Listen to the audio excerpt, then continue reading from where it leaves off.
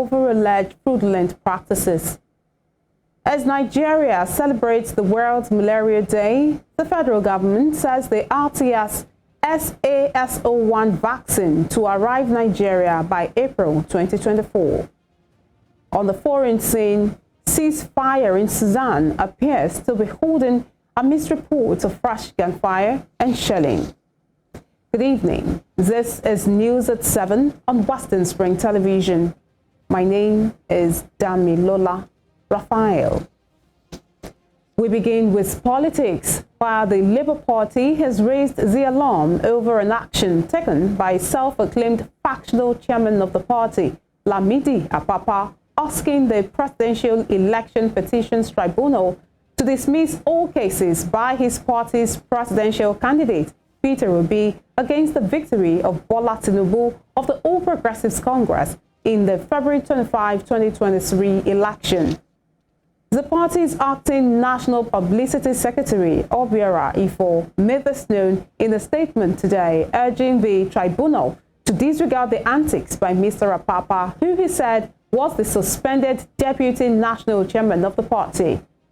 Mr. Ifo said Mr. Apapa and his co-travelers are desperate to satisfy their paymasters who are hell-bent on threatening the country's democracy.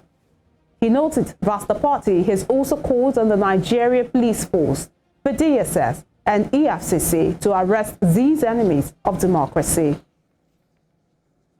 Meanwhile, in Lagos State, the Working Committee of the People's Democratic Party, PDP, has ratified the suspension of its chairman, Philip Ivoji, and his deputy, Benedict Felix Tai.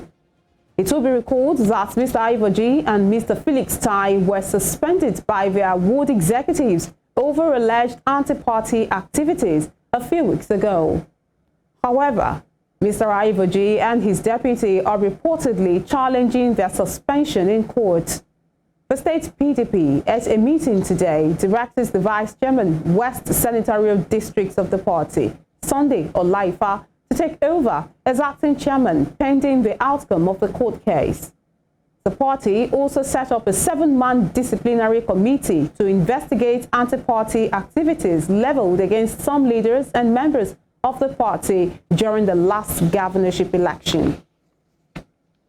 In Imo State, 3 members of the House of Representatives from the state have dumped the People's Democratic Party for the ruling All Progressives Congress with their supporters. The Imo State Governor, Hope Uzodinma, received the defectors into the party as the Rear Admiral Ndubisi Kano Square, Owerri, the state capital, yesterday. The federal lawmakers include Honorable Ikenna Elezienya, Honorable Bede Eke, Honorable Henry Nwawuba, and a host of other individuals, and it comes ahead of the November 11 governorship elections in the state. In his welcome address, Governor Uzodinma, who is seeking re-election for his second term, assured the defectors that the APC was one, saying whether old or new, all members are one. Moving on, the Speaker of the Ondo State House of Assembly, Mr. Bamidele Oloyelogun, was this afternoon arraigned before the State High Court, Akure, by the Economic and Financial Crimes Commission over alleged fraudulent practices. Mr. Oloyelogun was arraigned alongside the lawmaker representing the Akoko Southwest constituency to Mr. Felemo Bankole and a staff of the Assembly, Mr. Shegun Bankole. The defendants were arraigned before the court on 2 counts bordering on fraud, which they have, however, pleaded not guilty to. At the last hearing of the case, the court dismissed the preliminary objection filed by the defendants to prevent them from being tried, as they claimed that the EFCC had no power to prosecute them. To security matters, the fragile peace in Ikare Akoko, the headquarters of Akoko Northeast Local Government Area of Ondo State, was yesterday broken as there were heavy gunshots in the town. Youths armed with guns and other dangerous weapons unleashed terror, moving around the town and shooting sporadically. It was gathered that during the fracas, a middle-aged man named Semiu Aliu, a deaf and dumb, was shot. The Ondo State Police Command spokesperson SP Funmilayo Odunlami Risanya confirmed the incident, noting that a detailed investigation has commenced on the incident. She, however, disclosed that policemen have been drafted to the area, adding that peace is gradually returning. The paramount ruler of the town, the Olukare Oba Kadiri Momo, had last week appointed an acting chief imam for the Central Mosque, an action that sparked off a controversy in the town. In the meantime, the Federal Commissioner for Bayelsa State at the National Population Commission, NPC, Gloria Uzonfo, has been kidnapped by unknown gunmen in Rivers State.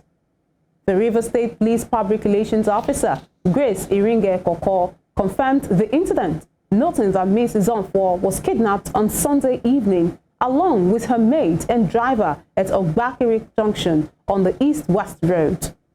The NPC commissioner was reportedly on her way back to Port Harcourt from Brass, Bayelsa State, where she serves as federal commissioner, when her vehicle was set on by the kidnappers.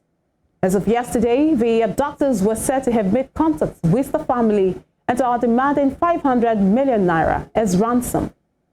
The police PRO also revealed that the Commissioner of Police has deployed tactical teams to ensure she is rescued safe and unhurt. Police brutality is sometimes used to refer to various human rights violations by police. While this menace has persisted in Africa, her most populous country seems to have had it to feel. In this report, Western Spring Television News takes a look at the recurrent cases of police brutality and what Nigerians think of the recent response from the police force. Police brutality and extortion have plagued Nigeria for a long time. In October 2020, thousands of youths across the country held protests against police brutality and harassment. The protest gathered momentum and grew into what is now known as the EndSARS protest, leading to promises by the government to reform the police system. 3 years later, young Nigerians continue to fall victim and lose businesses to this menace. While there are pockets of harassment here and there, the Nigeria Police Force now seems to be proactive in response to these incidences. First Public Relations Officer Muyiwa Adejobi said the Police Act and Code of Conduct are already in place to deter officials from inappropriate behavior. We will continue to enforce laws. We continue to inject discipline into the Nigerian Police Force, and our men know that we have rules, we have regulations, we have everything. So if you see a policeman that is telling you, I am not aware of this, no, he's a liar and he's not being sincere. In April 2023, the Nigerian Police Force deranked one officer and reprimanded another for assaulting a civilian in Rivers State. The force had as evidence a video clip that was shared on social media where a police officer identified as Adejo Siaka is seen hitting a man with a cane and another officer pushing a lady into a car. The force spokesman, Muyiwa Adejobi, said the officers involved in the act were arrested and would face trial. For me to emphasize it again, Inspector Adejo Siaka has been found guilty of this offense of assault and incivility, which is so embarrassing to the whole force in Nigeria and to humanity. He has been reduced in rank from inspector to sergeant as from this moment. While Sergeant Ndiwa Ukwe has just given severe reprimand. Security experts have suggested several solutions to curb the menace, including calling for the effectiveness of the Public Complaints Bureau desk of the police, saying citizens have the right to report cases of brutalization to the desk for internal scrutiny. Speaking with intellectuals on the matter, a lecturer at Osun State University Osogbo, Professor Monsuru Adeleke, believes that the approach to curb police brutality has to be holistic. A lot of things. What government needs to do is just to take some of these reports that people have worked on. They conducted a lot of referenda, and the recommendations from all these activities will help the government, because they are just looking at one unidirectional way. You derank today, you derank tomorrow. They kill thieves every day. and people still go to commit these criminal acts. What matters most is that how are we addressing these systems? How did they get there? What is the welfare package that is meant for a police officer in Nigeria? You need to ensure that all these processes, when implemented, is not only just to the rank. The rank that you are just addressing it from the top. You have to look at it. What are the predisposing factors? Western Spring Television News spoke with young Nigerian professionals and students, and they had this to say. I feel if stuffs like call desks are made available once, because the tags are right on their chests, if they can just get their names, capture their names, then report any form of brutality that has come up during any of these journeys, I think that's a very good step towards curbing police brutality. The federal government should find a way, like the use of gun by them, just since police is just for the domestic occurrence around us, so the use of gun should be curbed. Like instead of giving like AK-47, you can just give them a side pistol like abroad now. Once you see a policeman, you see me with those side pistol that can't even harm too much on someone, or just electric shock or something like that, just to curb the domestic issue. Not that you want to go and face war with all those high-rated rifle. It is hoped that officers of the Nigeria Police Force would be diligent and uphold the tenets of professional policing in the discharge of their duties with respect for the fundamental right of all citizens. Daniel Odeyemi, Western Spring Television. No fewer than 18,000 people were displaced this month following the recent attacks in some communities in Benue State. The Executive Secretary of the State Emergency Management Agency, Emmanuel Shell, disclosed this today during the distribution of relief materials to some internally displaced persons in the state. Zesema Boss said that 8,000 IDPs were recorded and camped in Adoka, Otukpo local government, while 10,000 others are in Akwa, taking refuge in the Igbokpo local government headquarters. He said Benue has continued to be under siege for a long time, adding that recent killings in the state have added to the burden of taking care of the IDPs. It would be recalled that some communities in Apa, Otukpo, and Guma local government areas were attacked by suspected armed herders between April 5th and 9th, 2023, leading to the loss of 135 lives. In Borno, a leader of the Kibaku Area Development Association, Dr. Allen Manasseh, says parents of the alleged escapee Chibok girls are yet to get any official communication from the military on the purported escape of their children who have been in captivity for the past 9 years. Briefing journalists in Borno this afternoon, Dr. Manasseh stated that there are rumors that the girls Hawa Muta and Esther Marcus escaped from their captors and are in military custody in Gwoza. He said the normal procedure is for the military to communicate with the parents of any girl that is recovered and also tell them when they will be reunited with their family, but that has not been the case with this particular incident. Elsewhere, the National Drug Law Enforcement Agency, NDLEA, has disclosed that a trending video allegedly showing some of its officers operating in a minibus in Lagos State should be disregarded.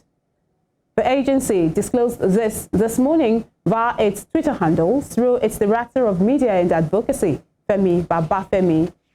Mr. Babafemi noted that those in the video are not NDLEA officers, adding that the agency had disclaimed the video on May 21, 2022. He disclosed that the agency had, in a well-publicized statement released on May 21, 2022, distanced itself from the video, but it was shocking that a year after, the video has returned to the social media space. Here in Osun, the state government has wrapped up the first phase of its Imole free medical and surgical outreach that spanned across the 9 federal constituencies in the state. Giving an assessment of the medical outreach at a press conference in Osogbo, the Osun State capital today, Chief Medical Director of Uni Osun Teaching Hospital, Babatunde Olaitan, says 21,834 people benefited from the health initiative. Toby Sanusi was there and now reports. Over 21,000 Osun residents benefited from the maiden edition of the Imole-free medical and surgical outreach organized by the Osun State Governor, Ademola Adeleke. The scope of the health initiative, according to the governor, is to bring free health care closer to Osun residents in all the 9 federal constituencies in the state. Speaking at a press conference today on the assessment of the outreach, which commenced on the 15th of February at the Iwo Federal Constituency, which was flagged off, Chairman of the Imole-free medical and surgical outreach, who also doubles as the Chief Medical Director of Uni Osun Teaching Hospital, Babatunde Olaitan, says the program was a platform to reach out to people battling health problems but are financially incapacitated. Professor Olaitan, who commended health workers across the state for their commitment, maintained that the program recorded a huge success as it exceeded the set target. Early February this year, the governor gave us a mandate as health workers in the state to touch the lives of the unreached, those who are in need. One, as a fulfillment of his promise to the people of the state, and 2, to mark his 100 days in office. We stated the categories of patients that will benefit from this program, and those will include people who had hernias, those who have lipoma, those who have swelling in one part of their body or the other, and those who have eye complaints and general medical complaints, hypertension, diabetics, upper respiratory tract infection, malaria, chronic cough. So those were the categories of patients that we actually asked them to start recruiting. And the recruitment involves the fact that we wanted patients, we will be able to operate patients, and we will want such patients to go home same day, within 1-2 hours. They should be able to go to back to their different homes. I need to state here that we had cooperation from all the health workers in the state at every location where we went. We worked together as one in unity, and that gave us the good results that we had going around the state. The Imole-free medical outreach is part of the activities to mark the 100 days in office of the state governor, but Professor Olaitan reiterated that the health initiative is a continuous program that will run regularly for Osun residents to benefit from. That Mr. Governor had promised that this is going to be a program that will come regularly, and that we are sure that they will benefit from the next one. While giving the data of the beneficiaries at each constituency, the committee chairman said Osogbo Federal Constituency recorded the highest turnout of over 6,000 people who had health challenges trooping in for the program. However, the number of people that actually trooped out was much more than the target. And at the end of the program at Osogbo, we had a total of 21,834 patients treated in all.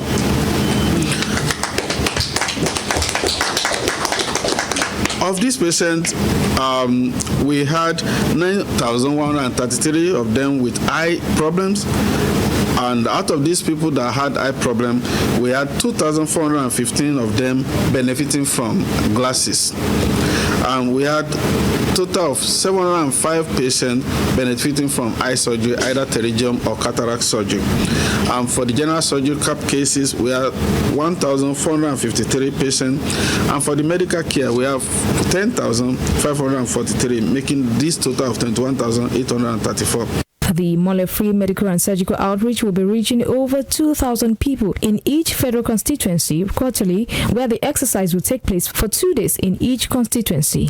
Toby Sanusi, Western Spring Television News. You're watching News at 7 on Western Spring Television. Still to come. Ceasefire in Sudan appears to be holding amidst reports of fresh gunfire and shelling. We'll bring you more on this when we return.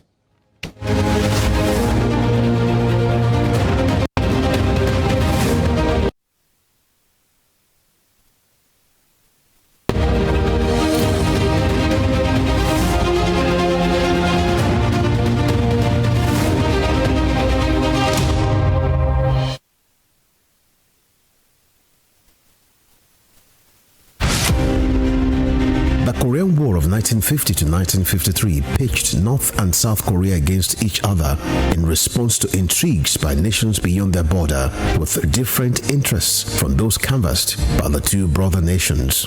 The Korean War had all the nuances of an external conflict induced by powers that were interested in subjugating North and South Korea. Japan had leveraged on its military power to annex Korea in 1900 and imposed a military union that did not sit well with the citizens. Japan not only lost its war of conquest against Korea, all its powers were obliterated by the effect of the World War II.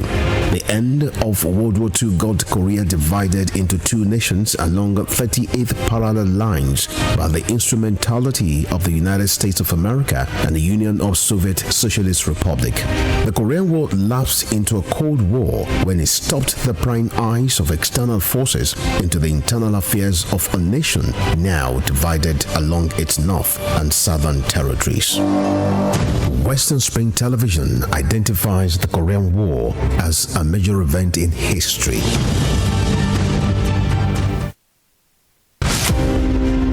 Named Mao Zedong at birth, but globally known as Mao Zedong, he was a Chinese revolutionary and founder, People's Republic of China, which he led as chairman of the Chinese Communist Party from 1949 until his death in 1976. He was a communist who believed in the attainment of power by the instrumentality of gun. His wise saying, "Political power grows out of the barrel of gun," formed the major plank of his revolutionary struggle for the control of China. In the long span of his leadership and political power, Mao Zedong relentlessly entrenched the communist philosophy in China, which emphasized the revolutionary struggle of the vast majority of people against the exploiting class and their state structures. The communist leaders defined the class struggle as people's war. Mao Zedong was a story of grass to grace, having risen from peasantry to preeminent status as China's most respected leader. Western Spring Television identifies Mao Zedong as a major character in history.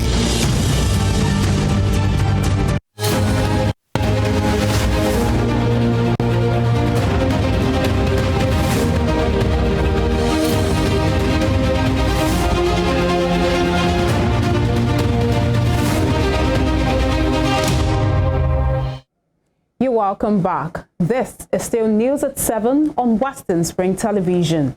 A reminder of our headlines. Labour Party asked the Presidential Tribunal to disregard Papa's letter seeking the withdrawal of Peter Obi's case.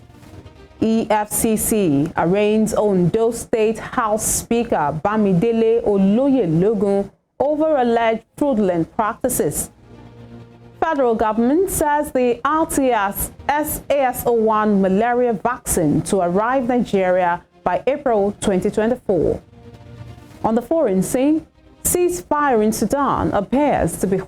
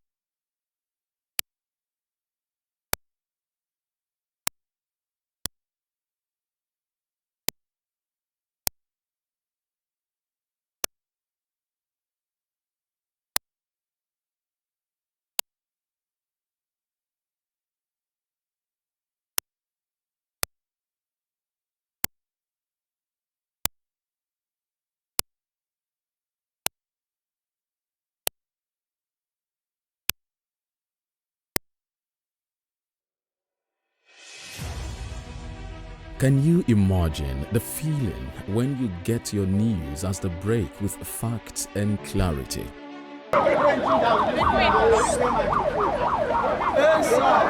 Our news are reported as it is. In Africa, and all those who masterminded the way it happened will have to pay a price. Enjoy Western programs, projecting culture and tradition to the world.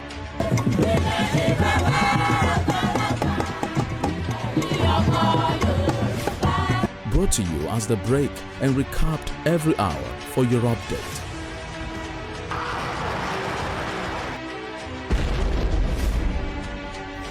We must never forget the sacrifices of the heroes of Nigeria's democracy. Produced and brought to you in a unique way never before seen. Western Spring. Western Spring. And Western Spring Television. Television is coming home in your color and culture.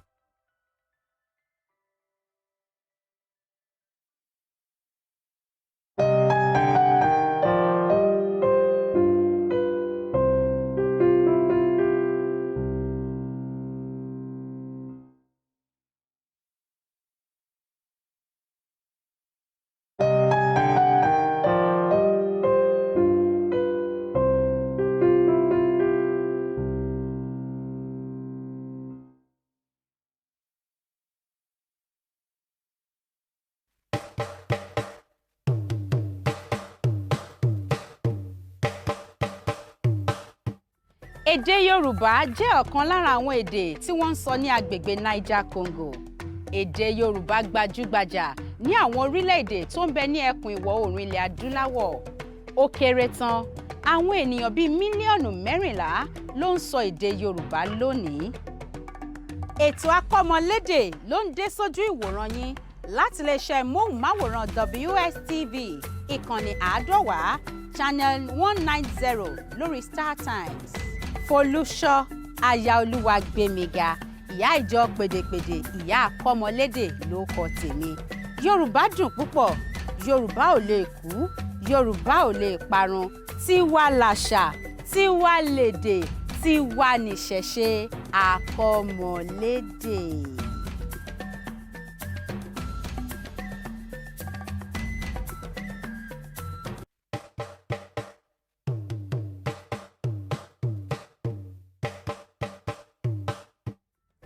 Nínú àwọn ìran àti ẹ̀yà tí ìbejì ti wọ́pọ̀ sí jùlọ lágbàáyé ni ìran Yorùbá jẹ́.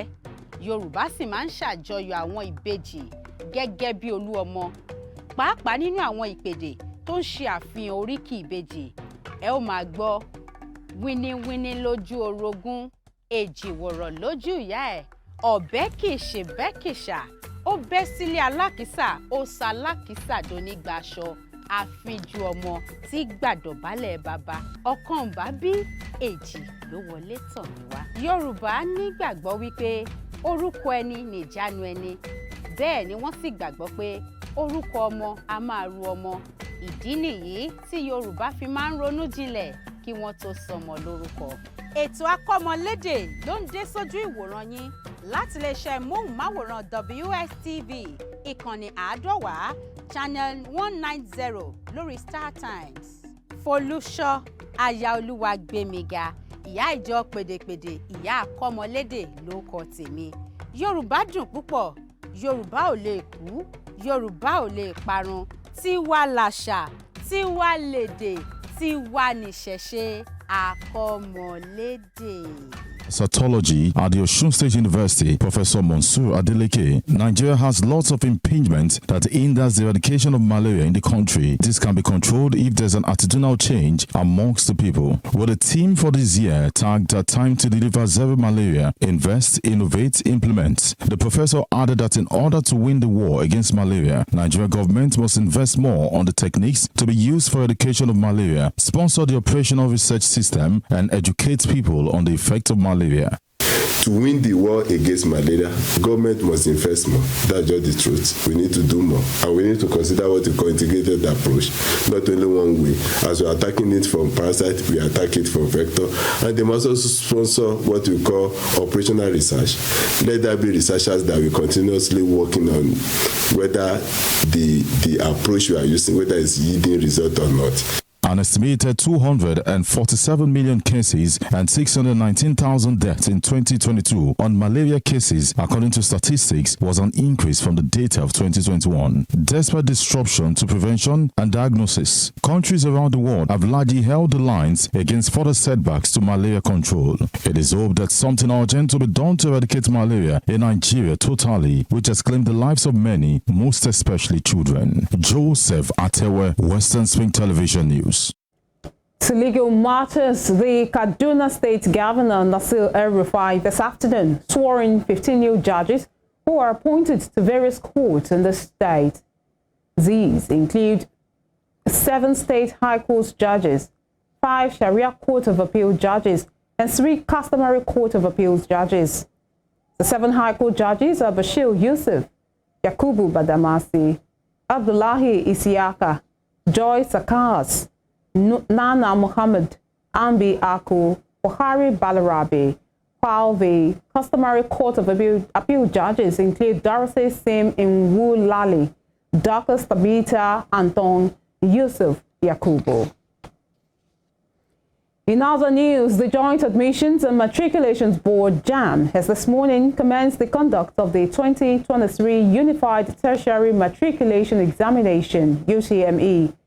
It was gathered that the exercise in Abuja and its environs were free from technical hitches, but in some parts, the exercise that was to commence at 8 a.m. did not start on time. Meanwhile, parents and candidates sitting for the examination at some centers in Rivers State were left cursing and swearing over their fate as network glitch marred the exercise. No fewer than 1.6 million candidates would be writing the 2023 Unified Tertiary Matriculation Examinations, UTME, in about 600 approved CBT centers across the country. In Cross River, city sweepers of Calabar, the state capital, numbering about 100 today, littered the front of the governor's office with garbage in protest of their 4 months unpaid salary.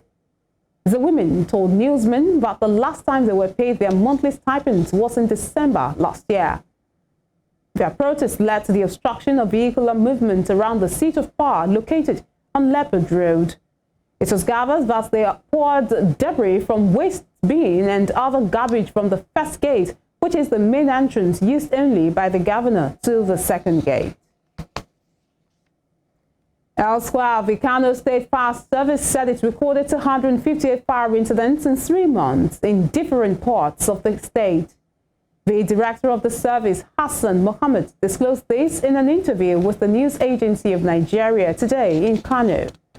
Mr. Mohammed said the incidents were recorded in companies, residential houses, shops, filling stations, markets, motor vehicles, among others.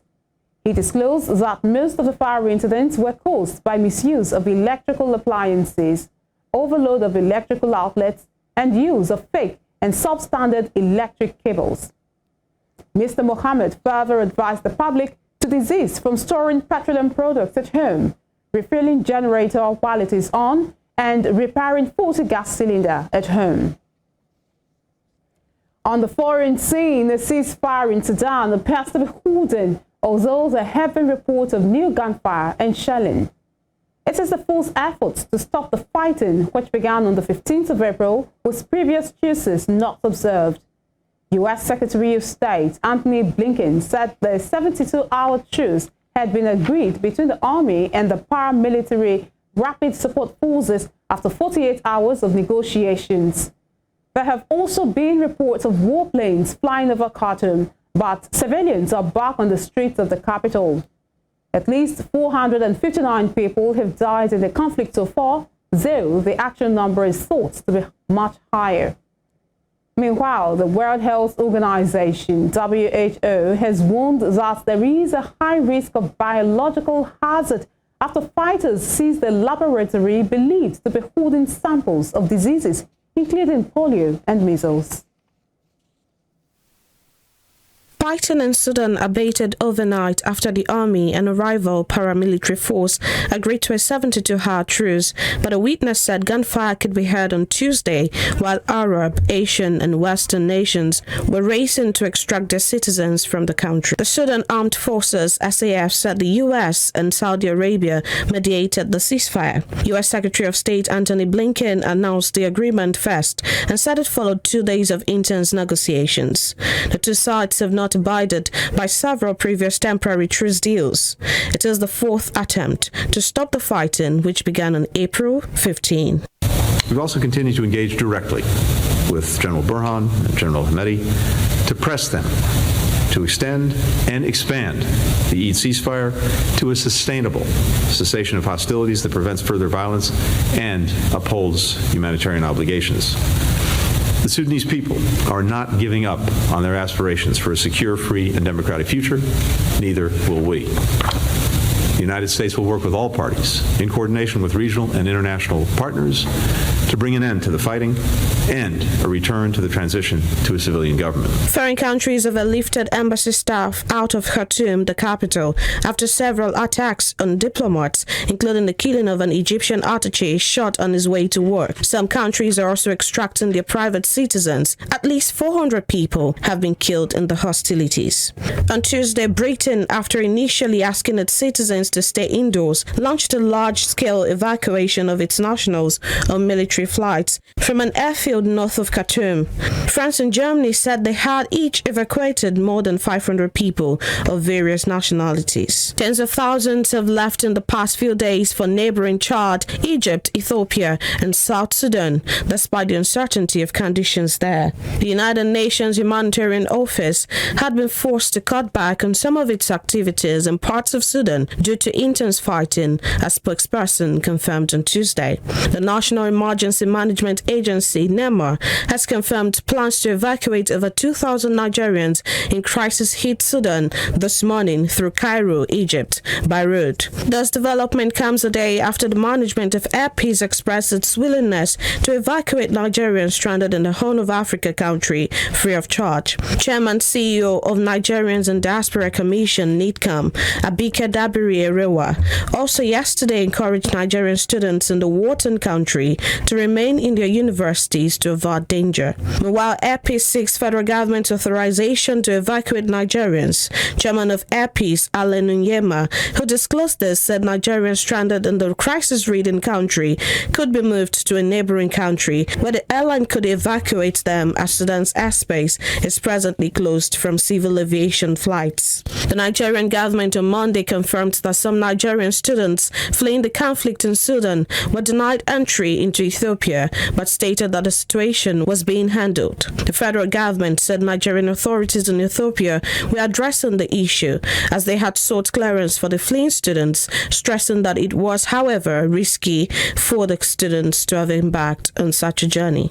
Chairman NEMA's Committee for the Evacuation of the Stranded Nigerians from Sudan, Dr. Onimode Bandele, said the federal government had considered using the services of the United Nations in evacuating Nigerians stranded in Sudan. But this, according to him, did not work because the UN said it could not support anyone now due to the loss of 5 UN staff in Sudan. It was learned that the journey from Khartoum to Cairo by road would take about 28 hours, 27 minutes. Temitope Ajijalaoluwaola, Western Spring Television. In the meantime, the United Kingdom has begun an evacuation mission to get British passport holders out of Sudan, with people being asked to make their own way to an airbase outside the capital. The UK Foreign Office says priority will be given to families with children, the elderly, and people with medical conditions. So far, the European Union has airlifted more than 1,000 of its citizens out, mainly on French and German rescue missions. Many African countries have also got citizens out, but Kenyan and Nigerian students stuck in Khartoum say they are desperate for help. Over the last few days, we have been doing extensive planning across government departments and with our international partners to take advantage of any improvement in the situation and begin the evacuation of British nationals in Sudan. I'm very pleased that a ceasefire has been announced by the leadership of the factions on the ground, and therefore we are initiating an evacuation plan. It is important to remember that ceasefires have been announced and have fallen apart in the past, so the situation remains dangerous, volatile and unpredictable. I've spoken either directly or through intermediaries with the leaders of the factions on the ground, calling for them to allow British nationals, dual nationals and minors to be evacuated, and we will continue to push for the maintenance of this ceasefire. This situation is fundamentally different to the situation in Afghanistan. We have established contact with a number of British nationals, and we are talking where we can directly with them, although we recognise our ability to maintain consistent communications is difficult because of the conflict. We are prioritising calling forward the most vulnerable, the young, the old, those who are unwell or who are injured, and we will make contact with them directly. As I say, we want to maintain this ceasefire as long as possible. We want to maximise the number of British nationals that we help, but this does remain an unpredictable. Meanwhile, in the United States, President Joe Biden has officially launched his campaign for re-election in 2024, becoming the Democratic frontrunner in a race that could pit him for a second time against Republican contender Donald Trump. Mr. Biden's announcement came on the 4th anniversary of his first successful presidential bid launched on April 25, 2019. According to a recent poll, a majority of Democrats have said they would back Mr. Biden, aged 80, against the Republican challenger in next year's election. But the Democratic president faces some of the lowest approval ratings of his tenure so far, and he is currently the oldest person to hold the U.S.'s highest office. Cutting Social Security that you paid for your entire life while cutting taxes from the very wealthy, dictating what health care decisions women can make, banning books, and telling people who they can love, all while making it more difficult for you to be able to vote.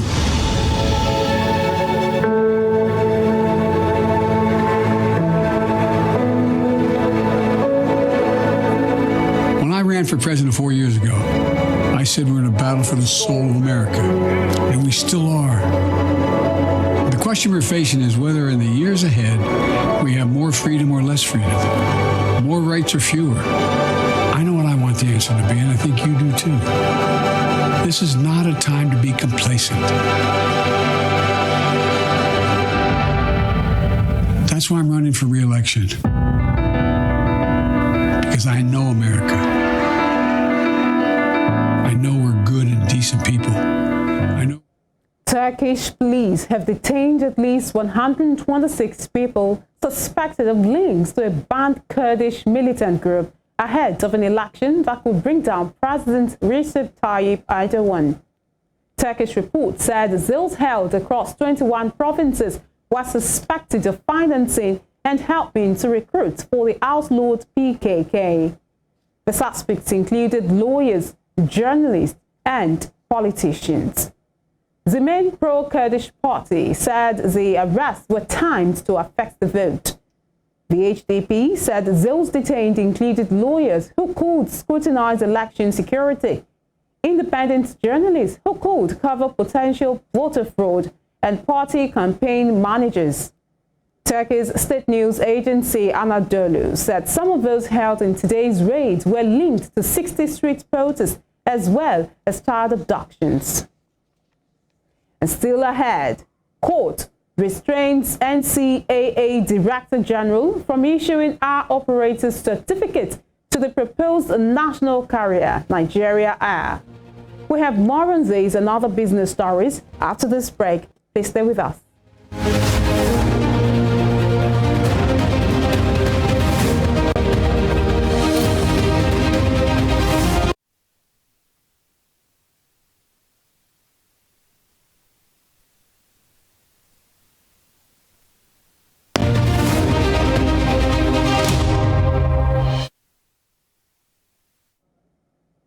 Welcome back. Now to business.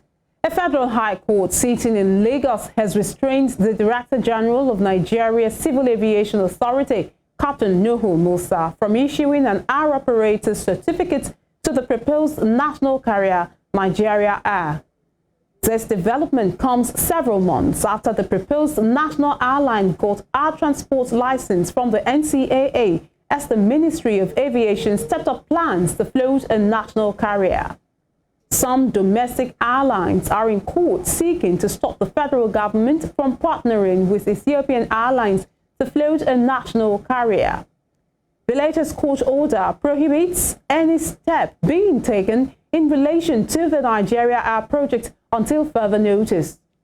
The presiding judge, Justice Lewis Alagoa, granted an interim and interlocutory injunctions on the terms contained in the order. Outside Nigeria, U.S. industrial conglomerate 3M has announced it will cut 6,000 jobs as it reported lower profits, citing weak demand in consumer electronics. 3M said the job cuts would be implemented globally across its operations, with its business cutting across sectors, including transportation and healthcare. 3M's chief executive, Mike Robin, revealed that the company continued a relentless focus on serving customers and aggressively manage costs in the first quarter. He added that to strengthen the company's future, the announced actions will help reduce costs at the corporate center, further simplify and strengthen the supply chain structure, and streamline the company's go-to-market business models. Meanwhile, music streaming giant Spotify today reported that it had 515 million monthly active users as of the end of March, beating expectations as its operating loss deepened. The Swedish company also saw the number of paying subscribers grow to 210 million, while revenue, of which the majority comes from paying subscribers, grew 14% to 3 billion euros. Spotify said in a statement that it had posted its strongest first quarter since going public in 2018, with nearly all performance indicators surpassing expectations. The company also posted a first quarter operating loss of 156 million euros compared to an operating loss of 6 million euros a year earlier. According to the company, the widened loss was attributed to a higher headcount compared to a year earlier and changes in social charges. In January, following similar moves by other tech industry giants, the streaming giant announced it was cutting around 600 jobs out of around 10,000. Its operating expenses were also increased due to severance-related charges.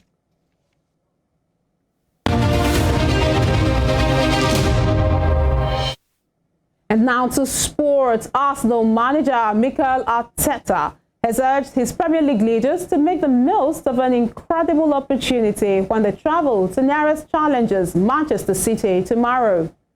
The Gunners are 5 points clear of second-place City, but have played 2 games more than the reigning champions. Anything other than a first-away win against City since 2015 would leave the destiny of the title in Pep Guardiola's side's hands. Arsenal have drawn their last 3 league games, raising doubts over whether a youthful side can deliver the North London club's first Premier League crown in 19 years. But Arteta, having seen Arsenal record several notable away wins this season, told a pre-match news conference today that the opportunity is incredible for his side.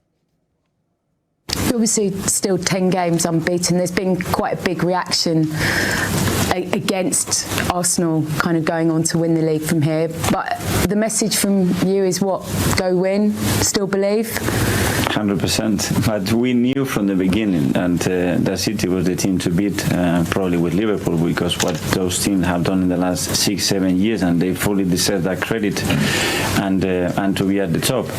And we were the ones that wanted to be closing that gap as much as we possibly could, and we are toe-to-toe with them. We knew that we had to go to the Etihad. We know that after that they're going to have another 5 very difficult games. So that game is going to be really important. Is it going to define the season? The answer is no.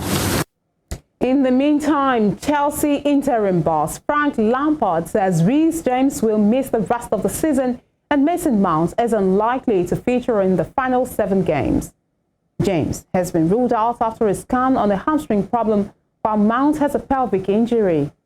Lampard, who was brought in earlier this month to replace Graham Potter until the end of the season, has lost all 4 games of his second spell in charge at Stamford Bridge. The Blues are 11th in the Premier League table and their season is effectively over after they were knocked out of the Champions League by Real Madrid in the quarterfinals last week. Chelsea are, however, in advanced talks with former Tottenham manager Mauricio Pochettino to take charge. Tottenham's players have offered to reimburse fans the cost of their match tickets from Sunday's 6-1 hammering at Newcastle as they offered a public apology. Spurs were 5-0 down inside 21 minutes at St James's Park in a performance that cost interim manager Christian Stellini his job less than a month in charge. The Tottenham squad in a club statement said they understood the fans' frustration and anger, adding that their performance wasn't good enough. The players noted that they appreciated the fans' support home and away, and with this in mind, they would like to reimburse fans with the cost of their match tickets from St James's Park. Captain Hugo Lloris had already apologized to the fans for the embarrassing defeat in his post-match interview, acknowledging the team showed a lack of pride. Briefly in entertainment, popular American singer R. Kelly has been moved to a prison in North Carolina where he will serve the rest of his prison sentence. The Federal Bureau of Prisons confirmed R. Kelly, whose full name is Robert Sylvester Kelly, was moved last week Wednesday from the Metropolitan Correctional Center in Chicago to the Federal Correctional Institution in Butner.